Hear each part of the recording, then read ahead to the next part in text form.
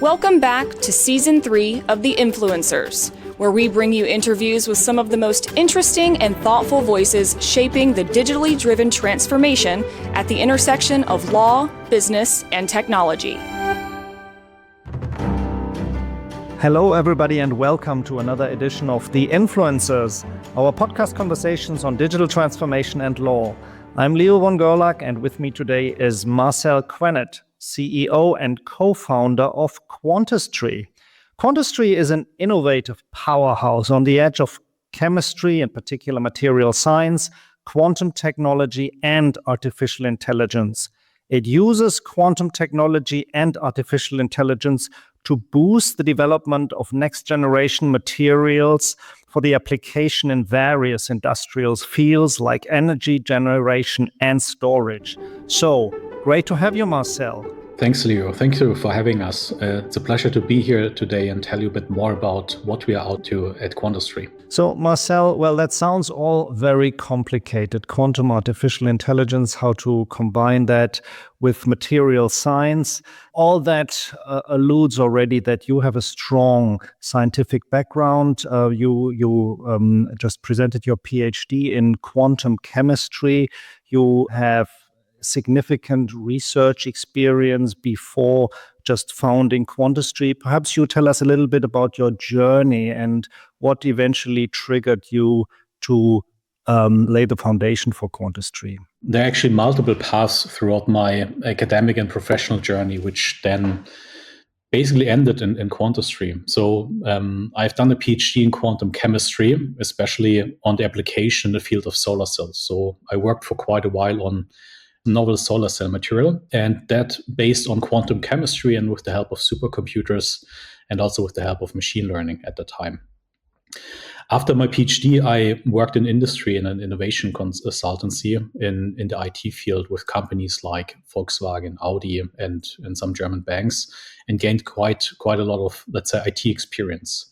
Furthermore, afterwards, I co-founded a deep tech venture builder where we created deep tech ventures for a sustainable future. And throughout that process, I had to look at many projects, being it on the software side, but also on the hardware side.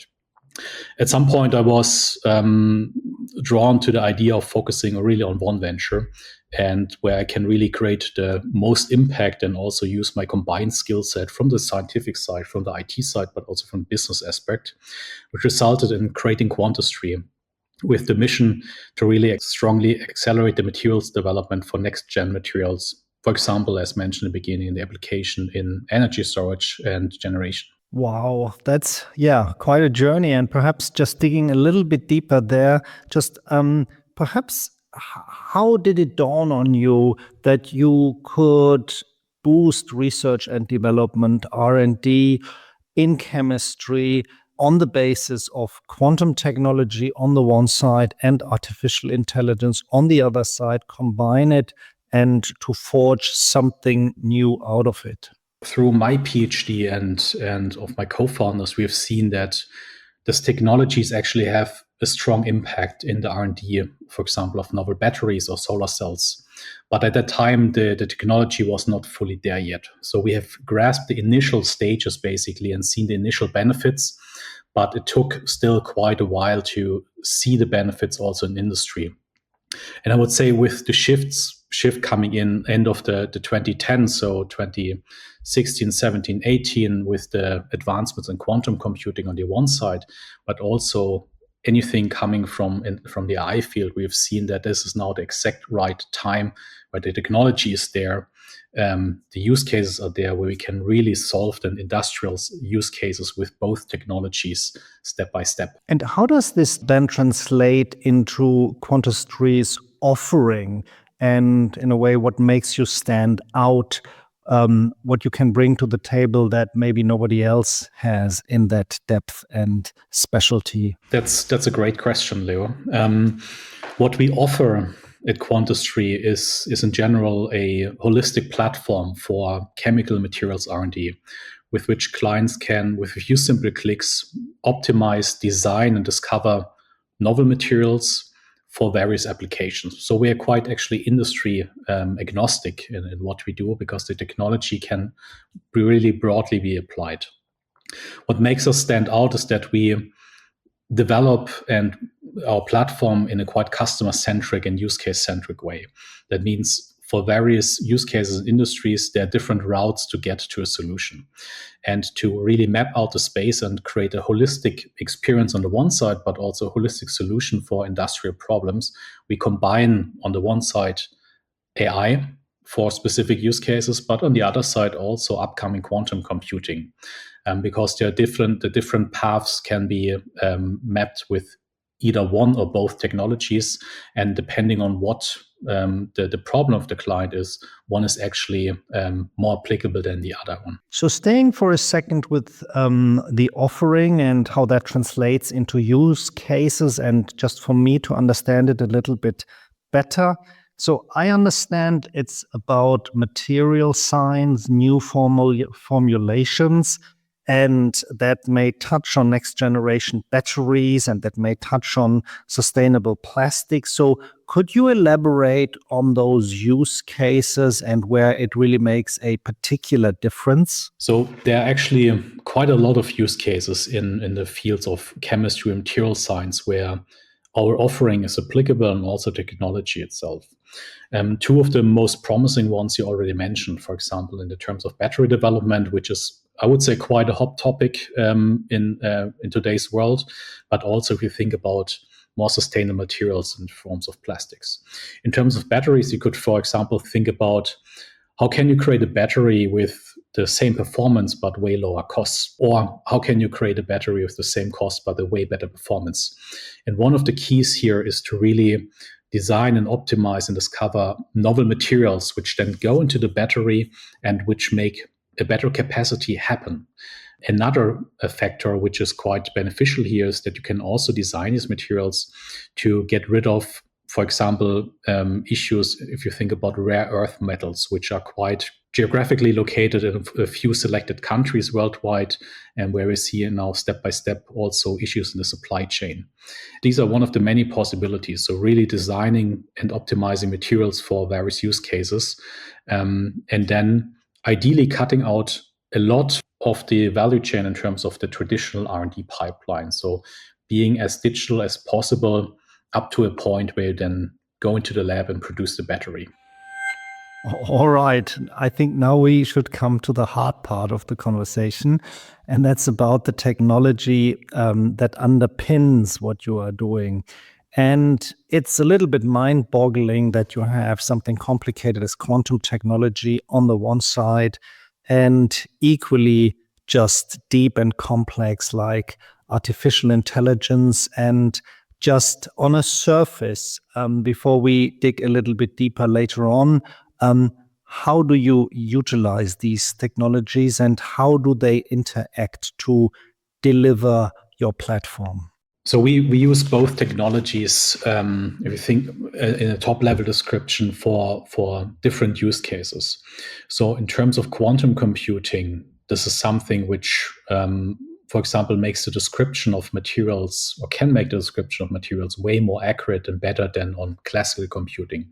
So what we gain here in the platform is a more accurate, more precise description of, for example, material properties.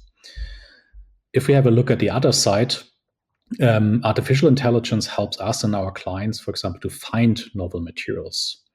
So these are basically great synergies between both, let's say, technologies, which span then across the use case end to end. For example, with artificial intelligence, I can find a novel material or a more sustainable polymer for the application in the plastics. And with quantum computing, I can actually prove that the polymer has the properties I actually need. And with that, we can cut out way more of the lab work than ever before. That makes sense. So quantum is a little bit more in terms of testing and analyzing, and artificial intelligence to clear out the field and set the focus on something specific. Let's stay for a minute with quantum.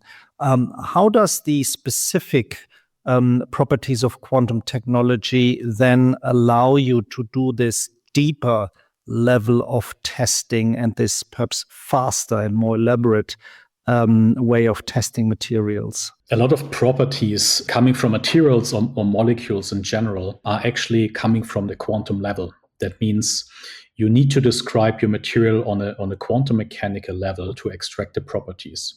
Nowadays, we are all doing that on classical computers with a lot of approximations, which means the results are not highly accurate. They may actually be inaccurate to wrong, depending on what you do.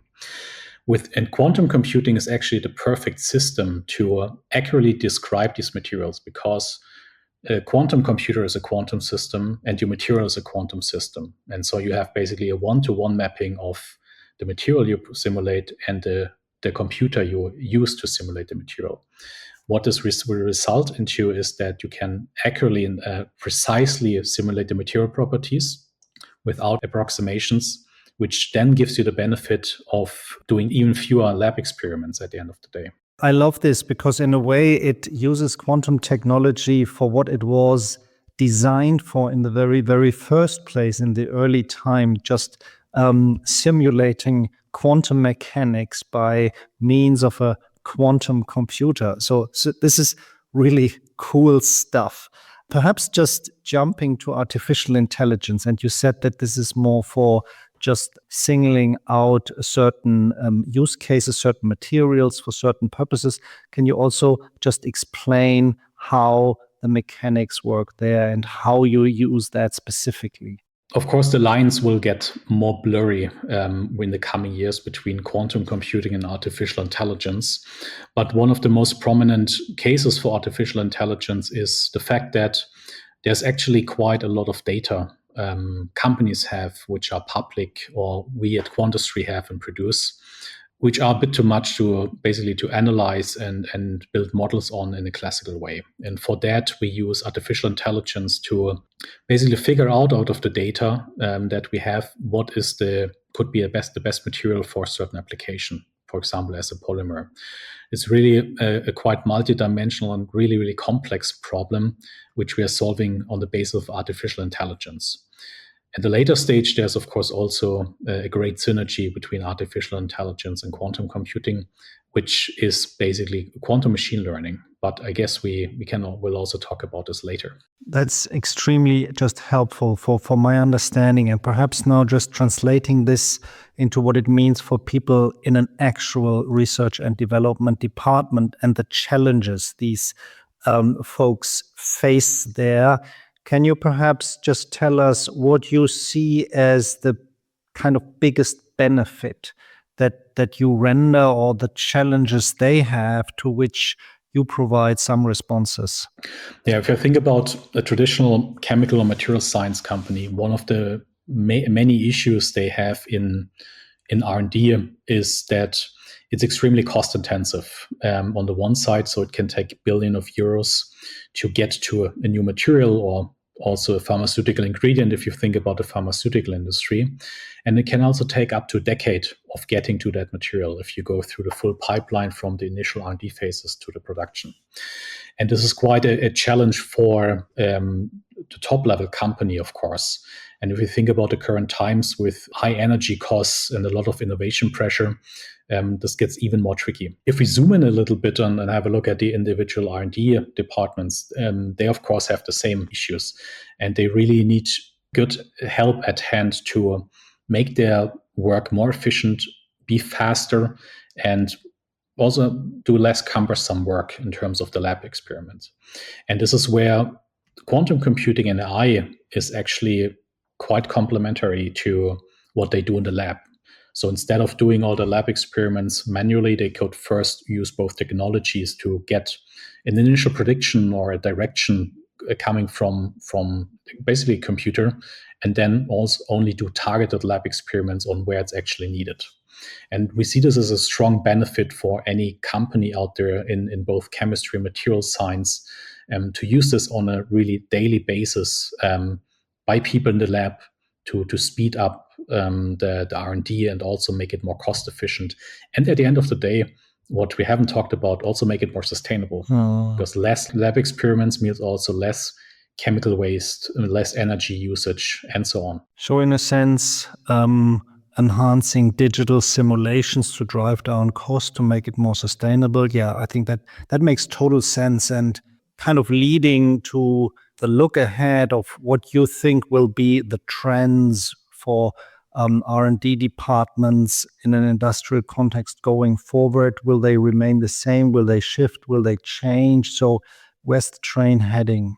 I think the direction is pretty clear. The train is strongly going into the direction of digitalizing anything that's possible as much as we can. This starts, of course, in the early R&D stages with employing more like predictions or simulations based on quantum computing and AI, but goes then step by step along the value chain. If you think also about having a look at self-driving labs, for example, where the lab is fully automated, where only robots basically do the lab experiments, and you have a computer doing the predictions, and you have a self-fulfilling loop here.